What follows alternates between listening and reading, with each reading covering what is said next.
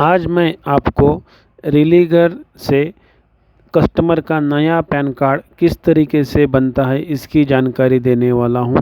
आपका Religare ID login करिए। Login करने के बाद आपको डैशबोर्ड दिखाई देगा। डैशबोर्ड में पैन कार्ड सिलेक्ट करिए। पैन कार्ड सिलेक्ट करने के बाद application type new pan card, category individual और पैन कार्ड फिजिकली चाहिए इसलिए फिजिकली सिलेक्ट किया। आधार ई-केवाईसी चाहिए बोल के आधार ई-केवाईसी किया। कस्टमर लेडीज़ है जेंट्स है उस हिसाब से टाइटल सिलेक्ट करिए। आधार कार्ड पर जैसे नाम है उस हिसाब से कस्टमर का फर्स्ट नेम, मिडिल नेम और सरनेम लिखिए। अगर आधार कार्ड पर सिंगल नाम है तो सरनेम में लिखिए।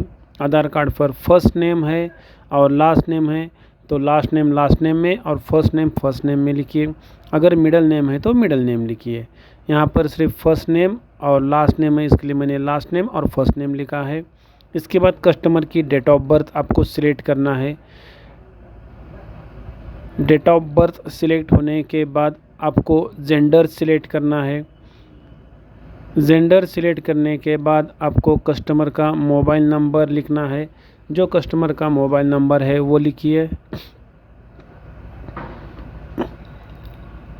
कस्टमर का मोबाइल नंबर लिखने के बाद आपको यहाँ पर कस्टमर का ईमेल आईडी लिखना है। यहाँ पर आप अपना भी ईमेल आईडी लिख सकते हो अगर कस्टमर का नहीं है तो, या फिर कस्टमर का मेल आईडी लिखिए।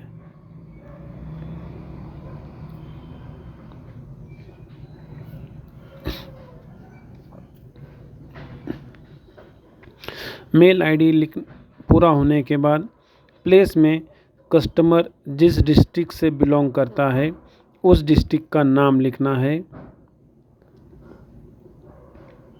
डिस्ट्रिक्ट का नाम लिखने के बाद एक बार आप क्रॉस वेरीफाई कर लीजिए अपने title, first name, last name, mobile number, date of birth, email ID ये सब सही लिखा है क्या। अगर आपने ये सब सही लिखा है तो आपको नीचे सबमिट बटन पर क्लिक करना है।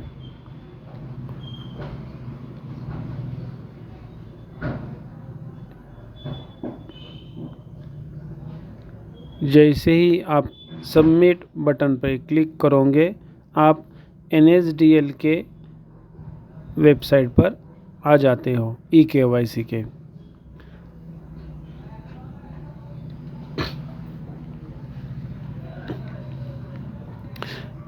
यहाँ पर आपको आपका रजिस्टर नंबर लिखना है जो कि एजेंट का नंबर होता है और सबमिट करना है। फिर आपके रजिस्टर नंबर पर एक OTP आएगा। वो OTP आपको यहाँ पर मेंशन करना है और सबमिट करना है।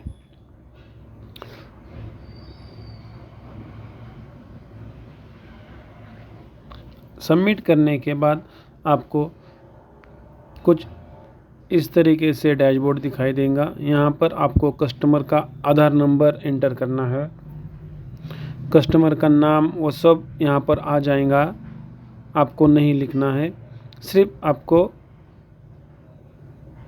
टर्म एंड कंडीशन एक्सेप्ट करके सबमिट करना है।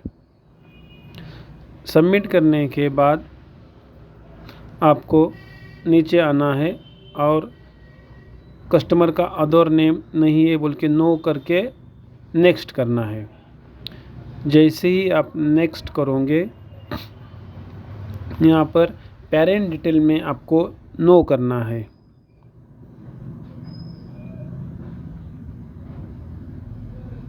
मैंने गलती से यस किया था तो ये दोबारा मैं नो करके अप्लाई कर दूंगा।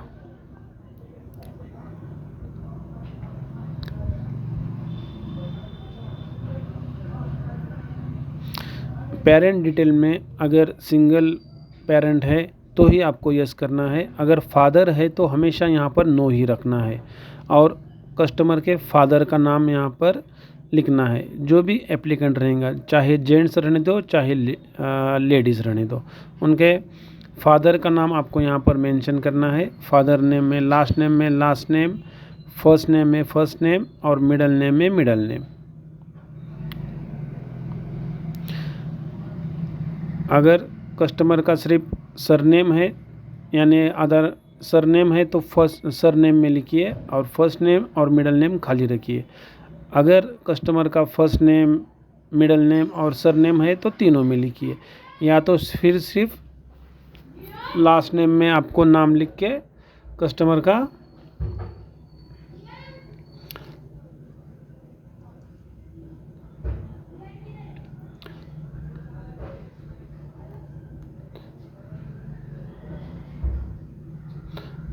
नेक्स्ट करना है।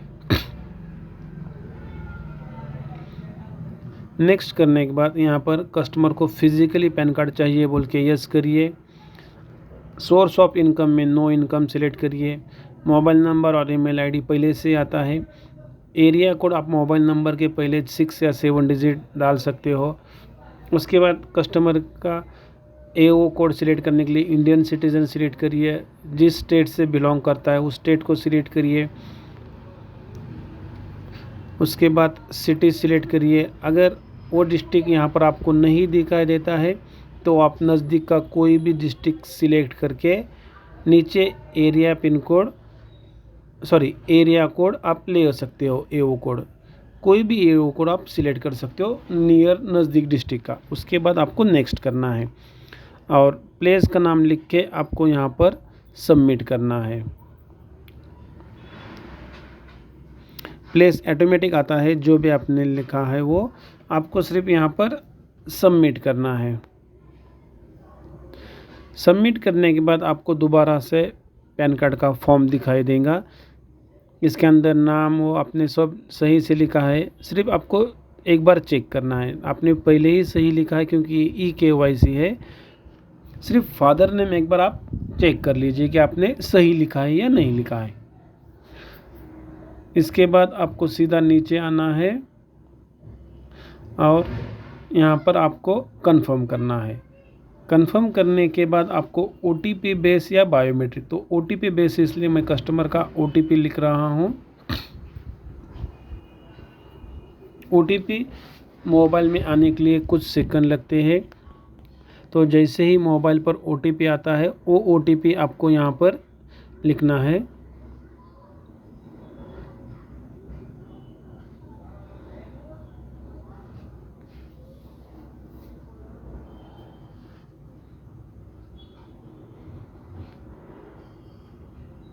कभी कभी कस्टमर के मोबाइल में रेंज होती है नहीं होती है, ये चेक करिए।